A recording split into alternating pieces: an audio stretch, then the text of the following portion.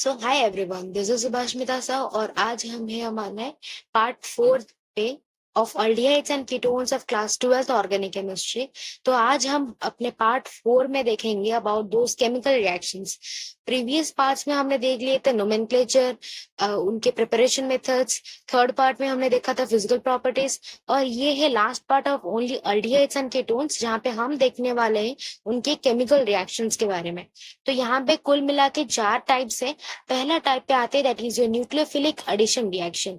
Nucleophile आके attack करेगा कहाँ पे? कार्बोनिल कंपाउंड पे। ये है आपका कार्बोनिल कंपाउंड और हमने पढ़ा था जब स्ट्रक्चर के बारे में पढ़ रहे थे, हमें पता है कि वो ट्राइगोनल प्लेनर स्ट्रक्चर होता है उनका, ठीक है। तो ये रहेगा उनका ट्राइगोनल प्लेनर स्ट्रक्चर। जब न्यूक्लियोफाइल आके उन्हें अटैक किया तो उनका स्ट्रक्चर कहाँ पे ट्रांसफर हो गया? To tetrahedral structure. ये कौन सा स्ट्रक्चर है?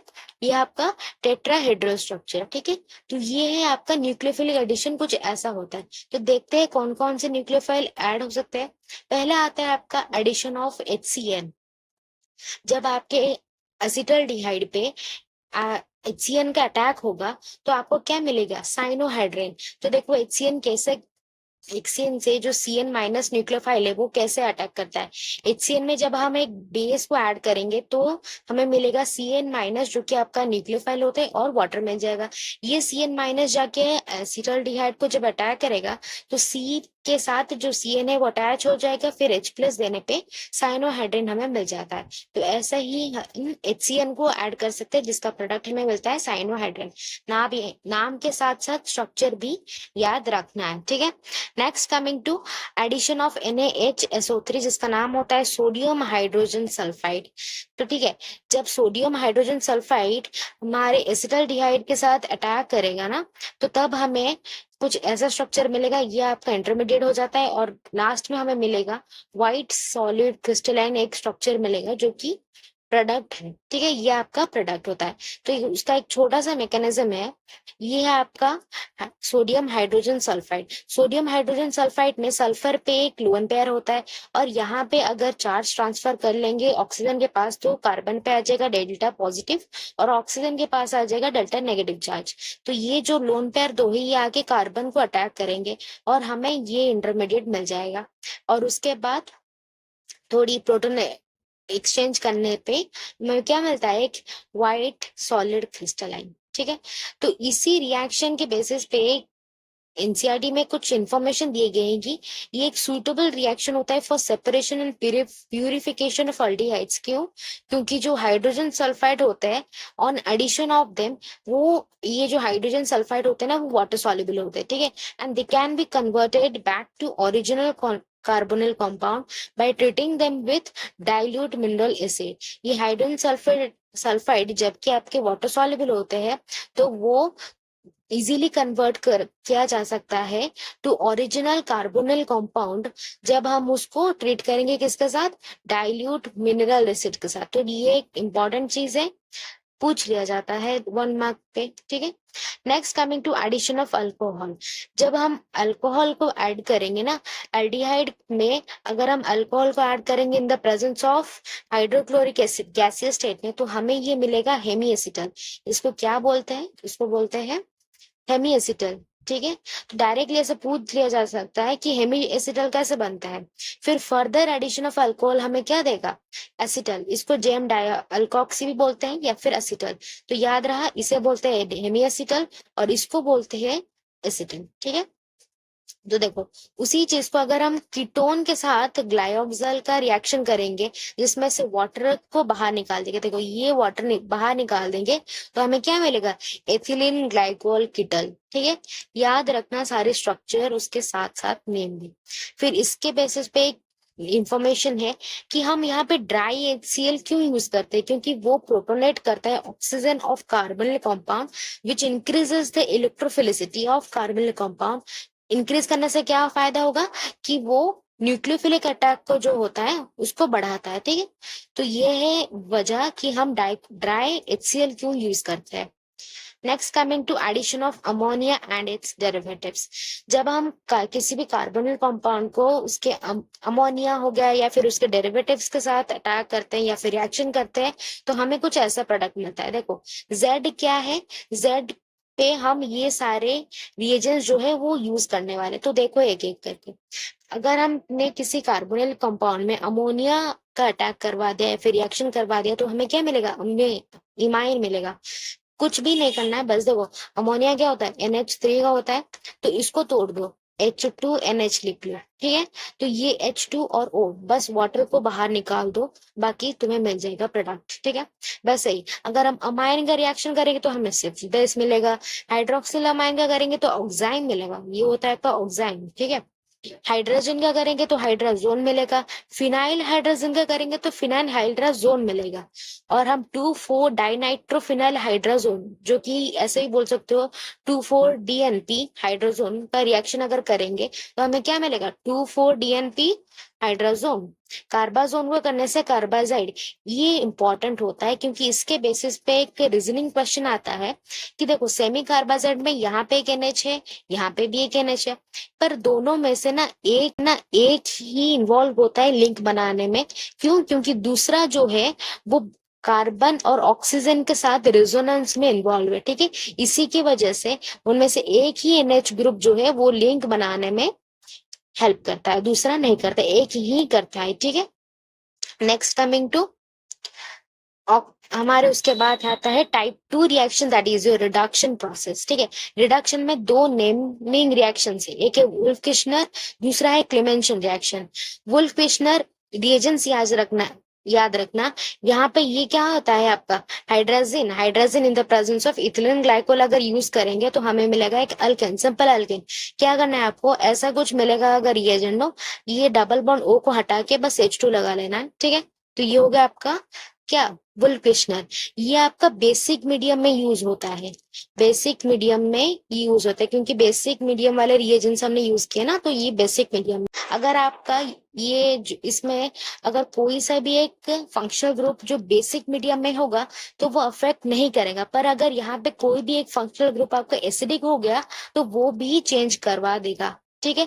सिर्फ डबल बॉन्ड O पे अफेक्ट करने के अलावा भी किसी और पे भी अफेक्ट करेगा, किस पे, अगर यहाँ पे एक एसिडिक कोई ग्रुप होगा तो उस पे भी अफेक्ट करेगा, ठीक है। तो ये आपका बन गया CH2 बल्कि। Next coming to Clemmensen reaction, और ये आपका यूज होता है कहाँ पे, एसिडिक रिएक्शन करवाने पे, ठीक है। एसिडिक मीडियम में यूज होता है।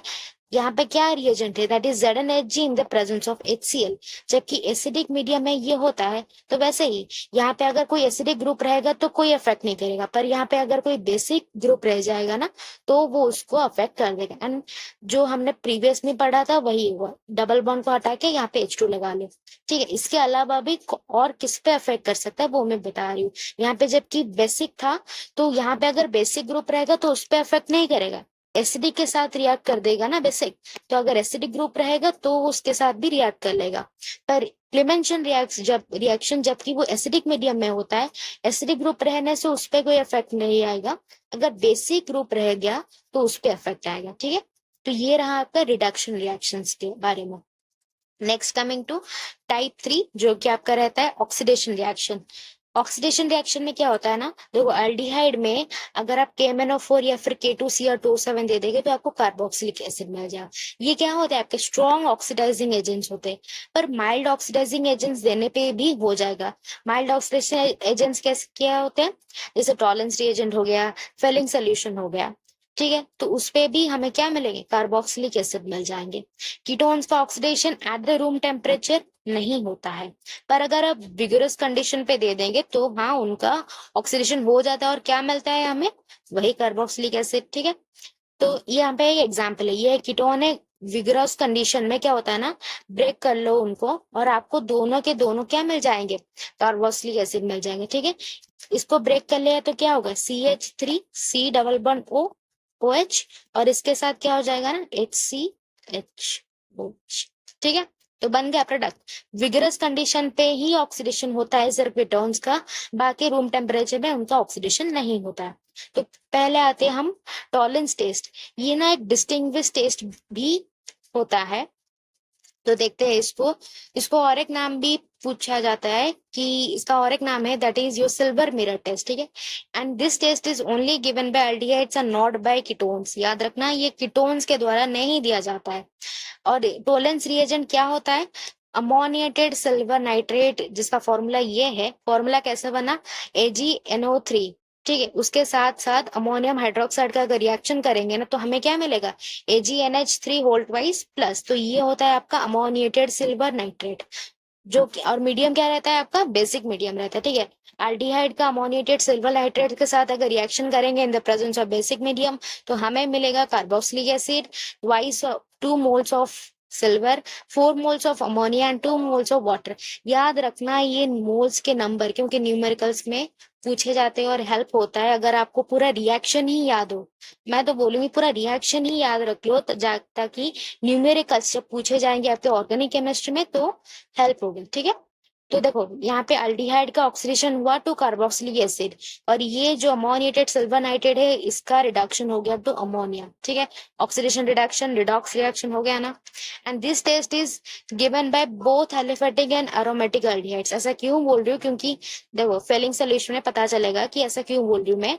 दोनों के दोनों अल्डिहाइड्स, वो आपके एलिफेटिक हो या एरोमेटिक हो, दोनों देंगे, पर कीटोन्स नहीं देते हैं। ठीक है, याद रखना इसको। Next coming to Fehling's test. Fehling's reagent में क्या होता है, एक सोल्यूशन ए होता है, दूसरा एक सोल्यूशन बी होता है। सोल्यूशन ए में आपका आता है aqueous solution of copper sulphate, जो कि ब्लू कलर का है। ठीक है, कलर ये है copper sulphate dot 5H2O, aqueous solution of copper sulphate. Solution B जो होता है आपको वो है सोडियम पोटेशियम टार्टरेट, उसको रोसेल सॉल्ट भी बोलते हैं। ठीक है, उसका फॉर्मूला कुछ ये है। एक जो कॉम्पिटेटिव वाला क्वेश्चन है वो ये भी पूछा जा सकता है कि इसमें कितने कायरल कार्बन है।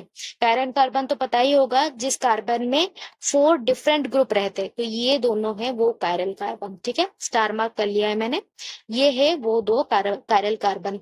तो आपके सोडियम पोटेशियम टार्टरेट वाले फॉर्मूले में 2 कायरल कार्बन। ठीक है, तो ये दोनों सॉल्यूशन जो है मिलके क्या बनाते हैं, फेलिंग्स रिएजेंट। ठीक है, तो इसी फेलिंग्स रिएजेंट को अगर हम अल्डिहाइड के साथ रिएक्ट करेंगे, aldehyde plus Cu2 plus react करेंगे तो हमें क्या मिलेगा, कार्बोक्सिलिक एसिड प्लस Cu2O, जो कि रेडिश ब्राउन कलर का होता है। पूछा जाता है कि इसमें कलर चेंज क्या दिखा जाता है, या फिर ऑब्जर्वेशन क्या है। ऑब्जर्वेशन ये है कि इसमें ब्लू कलर जो है वो चेंज हो जाता है किसमें, रेडिश ब्राउन कलर में। ठीक है, और बाकी इसका ऑक्सीडेशन और इसका रिडक्शन भी हो गया। एंड देखो ये test is only applicable for aliphatic aldehydes, aliphatic aldehydes के लिए ही ओनली एप्लीकेबल है, एरोमेटिक एल्डिहाइड्स बिल्कुल नहीं देते हैं। ठीक है, क्यों ऐसा होता है, क्योंकि आपका जो टॉलेंस रिएजेंट है वो ज्यादा ऑक्सीडाइजिंग एजेंट है, मतलब वो स्ट्रॉन्ग ऑक्सीडाइजिंग एजेंट है देन फेलिंग्स, इसीलिए उसमें एलिफेटिक एंड एरोमेटिक दोनों ऑक्सीडाइज हो जाते हैं। पर टॉलेंस में आपका एलिफेटिक और एरोमेटिक दोनों ऑक्सीडाइज हो जाते हैं, पर फेलिंग्स में सिर्फ एलिफेटिक ही ऑक्सीडाइज करता है, और दोनों में कीटोन्स का ऑक्सीडेशन नहीं होता है। ठीक है, तो याद रखना ये दोनों टेस्ट जो है ना, ये आपके डिस्टिंग्विश टेस्ट में भी पूछा जाता है कि distinguish between aldehydes and ketones. तो उसमें आप बोल सकते हो कि आइदर फेलिंग्स टेस्ट कर लो या फिर टॉलेंस टेस्ट कर लो, तो आपको डिस्टिंक्शन पता चल जाएगा। Next coming to haloform test, इसमें क्या होता है ना, आपका कोई भी एक कार्बोनिल कंपाउंड ले लो, उसमें आप अगर हैलोफॉर्म डालोगे in the presence of sodium hydroxide तो आपको मिलेगा ऐसा एक प्रोडक्ट, उसके साथ साथ CH3। उसका एक जाना पहचाना test that is your iodoform test, जहाँ पे हम आयोडीन को यूज करेंगे। ये है आपका कीटोन, कीटोन में अगर iodine in the presence of sodium hydroxide डाल देंगे तो आपको ये प्रोडक्ट मिलेगा, और क्या मिलेगा, आइडोफॉर्म। ठीक है, अगर यहीं पे CHCl3 रहता तो उसको क्या बोलते हैं, क्लोरोफॉर्म, और ये CHI3 है तो इसको क्या बोलेंगे, आइडोफॉर्म। ये कौन कौन से जो आते हैं आपके रिएक्टेंट्स कौन कौन से दे सकते हैं, प्राइमरी हो गया, आइसो अल्कोहल्स हो गया, कीटोन्स हो गया, वो सारे पॉजिटिव टेस्ट देते हैं। हेलोफॉर्म टेस्ट पॉजिटिव टेस्ट देते हैं कौन, प्राइमरी, आइसो अल्कोहल्स या फिर कीटोन्स। और इसका ऑब्जर्वेशन जब आपको पूछा जाता है, बोर्ड एग्जाम में पूछे जाते हैं। तो चलो अब हम आते हैं हमारे type 4 reaction, that is your last reaction. Reaction क्या है, reaction is your reaction due to alpha hydrogen. देखो इनमें ना 2 कैटेगरीज होते हैं, एक तो आपके जो कार्बोनिल कंपाउंड है जिसमें अल्फा हाइड्रोजन होते हैं, और एक कार्बोनिल कंपाउंड होते हैं जिनमें अल्फा हाइड्रोजन नहीं होते हैं। ठीक है, तो ये 2 कैटेगरीज हम पढ़ने वाले हैं इसमें। पहले पढ़ेंगे हम अल्फा हाइड्रोजन जिनमें होते हैं, और वो है आपके अल्डोल कंडेंसेशन। ठीक है, अल्डोल कंडेंसेशन में ना 2 टाइप से, एक है सेल्फ अल्डोल, दूसरा होता है आपका क्रॉस अल्डोल। ठीक है, सेल्फ अल्डोल में देखते हैं कि ये है आपका असेटाल्डिहाइड, जिसमें डाइल्यूट NaOH अगर डाल देंगे तो हमें ये प्रोडक्ट A मिलेगा, उसको अगर हीट दे देंगे ना तो हमें क्या मिलेगा, प्रोडक्ट बी। मेरे कमेंट सेक्शन में ये प्रोडक्ट ए और प्रोडक्ट बी का नाम बताना, नोमेनक्लेचर सिखाया था ना, तो इस इन दोनों के नाम बताना, ठीक है। नेक्स्ट कमिंग टू मैकेनिज्म पे, अगर इसी अल्डिहाइड या आपका अल्डिहाइड है, क्या नाम है इसका, एसिडल्डिहाइड, इसी एसिडल्डिहाइड में से अगर हम डाइल्यूट NaOH का रिएक्शन करेंगे ना, तो ये जो हाइड्रोजन है ये आपका अल्फा पोजीशन है, ये अल्फा हाइड्रोजन निकल जाएगा और ये क्या बन जाएगा, एक न्यूक्लियोफाइल बन जाएगा, ठीक है। न्यूक्लियोफाइल जाके दूसरे अल्डिहाइड पे जब अटैक करेगा तो हमें ये प्रोडक्ट मिलेगा। उसमें अगर वाटर का रिएक्शन करवा देंगे तो हमें ये प्रोडक्ट ए मिलेगा जो हमने देखा था ऊपर। उसमें अगर हीट डाल देंगे तो ये प्रोडक्ट नीट देंगे, ठीक है। तो ये होता है उसका मैकेनिज्म। तो चलो थोड़े एग्जाम्पल्स भी देख लेंगे उनके। देखो वो होता है आपका क्या, सेल्फ अल्डोल। सेल्फ अल्डोल में क्या देखा हमने, अल्डिहाइड रिएक्ट करेगा अल्डिहाइड के साथ, कीटोन रिएक्ट करेगा कीटोन के साथ, ये होता है सेल्फ अल्डोल। पर अगर एक अल्डिहाइड कीटोन के साथ रिएक्ट कर देता है ना, तो वो बन जाता है आपका क्रॉस अल्डोल। तो जैसे कि ये है, तो देखो क्रॉस अल्डोल के ये एग्जाम्पल है जो कि मैं करके दिखा रही हूँ। देखो आपका जो कैसे करते हैं, इनको सॉल्व करने का एक ट्रिक होता है वो बताती हूँ। ये है आपका CH3CHO, इसको ना ऐसे लिख लो कि CH3CH डबल बॉन्ड O, ठीक है। और ये आपका कीटोन होता है CH डबल बॉन्ड O, ये CH, C double bond O, CH3, ठीक है। तो यहाँ से क्या करोगे ना, ये वाटर को निकाल दोगे, ठीक है। वाटर को निकाल दोगे तो क्या मिलेगा आपको, CH3, CH double bond CH, C double bond O, CH3, ठीक है। ये एक प्रोडक्ट मिलेगा, देखो यहाँ पे एक प्रोडक्ट है ये वाला, ठीक है। तो ये क्या ना डायरेक्ट कर दोगे, डायरेक्ट कब करोगे, जब आपको ऐसा कुछ लिखा मिलेगा, ये दोनों रिएक्टेंट्स मिलेंगे और साथ ही साथ में ये बोला गया होगा कि पहले आपको डाइल्यूट NaOH देना है और दूसरे में आपको देना है हीट। अगर हीट नहीं लिखा होगा तो उसके बारे में बताऊंगी कि उसका ट्रिक क्या है। पर अगर आपको हीट के साथ दिया है तो डायरेक्टली ऐसा करना है, बस दोनों को लिख लो और दोनों में से वाटर को निकाल दो। अब देखते हैं कि अगर आपको हीट लिखा नहीं है, मतलब हीट ही लिखा नहीं है, सिर्फ लिखा है कि डाइल्यूट NaOH का रिएक्शन करना है और प्रोडक्ट क्या मिलेगा वो बताओ। देखो कैसा करते हैं इसको, ये है आपका CH3, बस खुल के लिख देना है, ठीक है। CH और लिख लो CH3, C double bond O, CH3, ठीक है। तो क्या करना है ना इसमें, CH3, C, ये H को ले लो यहाँ पे, बस ट्रिक ही बता रही हूँ। देखो ये H को यहाँ पे ले लिया तो इसको इसके साथ कनेक्ट कर लेने से क्या होगा, ये CH2 हो जाएगा, C double bond O, CH3, ठीक है। बाकी इसके बाद अगर इसमें हीट देंगे ना तो इनमें से कोई प्रोडक्ट बनेगा, ठीक है। इसके बाद हीट देने पे इनमें से कोई प्रोडक्ट बनेगा, ठीक है। ये बिल्कुल लास्ट प्रोडक्ट होता है जहां पे क्या क्या दिया जाता है, डाइल्यूट NaOH और हीट भी दिया जाता है, ठीक है। ये दोनों चीजें देने के बाद ये मिलता है। पर मैंने ये जो प्रोडक्ट बनाया ये कब बनता है, अगर आप सिर्फ डाइल्यूट NaOH दोगे, सिर्फ डाइल्यूट NaOH दोगे तो ये प्रोडक्ट मिलेगा। उसको बनाने का ट्रिक कुछ ऐसा है, ठीक है। बाकी ये आपका एक एग्जाम्पल है जो होमवर्क के तौर पर ले सकते हो और कर लेना इसको, ठीक है। Next coming to last part है जहां पे अल्फा हाइड्रोजन नहीं होते, जो कार्बन कंपाउंड में अल्फा हाइड्रोजन नहीं होते हैं। जैसे कि आपका हो गया ये क्या है, CHHCHO, फॉर्मल्डिहाइड। फॉर्मल्डिहाइड में अल्फा हाइड्रोजन है ही नहीं। वैसे भी एक और होता है, क्या आपका होता है, ये होता है आपका बेंजल्डिहाइड, इसमें भी अल्फा हाइड्रोजन नहीं है, ठीक है। तो ये कौन कौन से एल्डिहाइड दिखा सकते हैं जिनके पास अल्फा हाइड्रोजन नहीं होते। रिएजेंट्स क्या यूज किए जाते हैं, कॉन्सेंट्रेटर KOH प्लस हीट, ठीक है। आपको क्या मिलेगा, कॉरेस्पॉन्डिंग कार्बोक्सिलिक एसिड मिलेगा, सॉल्ट ऑफ कार्बोक्सिलिक एसिड मिलेगा आपको, और साथ ही साथ में अल्कोहल। तो ये एक डिस्प्रोपोर्शनेशन रिएक्शन। डिस्प्रोपोर्शनेशन कैसा हुआ, ये अल्डिहाइड आपका वही सेम अल्डिहाइड ऑक्सीडाइज हो गया कार्बोक्सिलिक एसिड को, और वही सेम अल्डिहाइड जो रिड्यूस हो गया अल्कोहल को, ठीक है। तो डिस्प्रोपोर्शनेशन रिएक्शन इसके वजह से हो गया।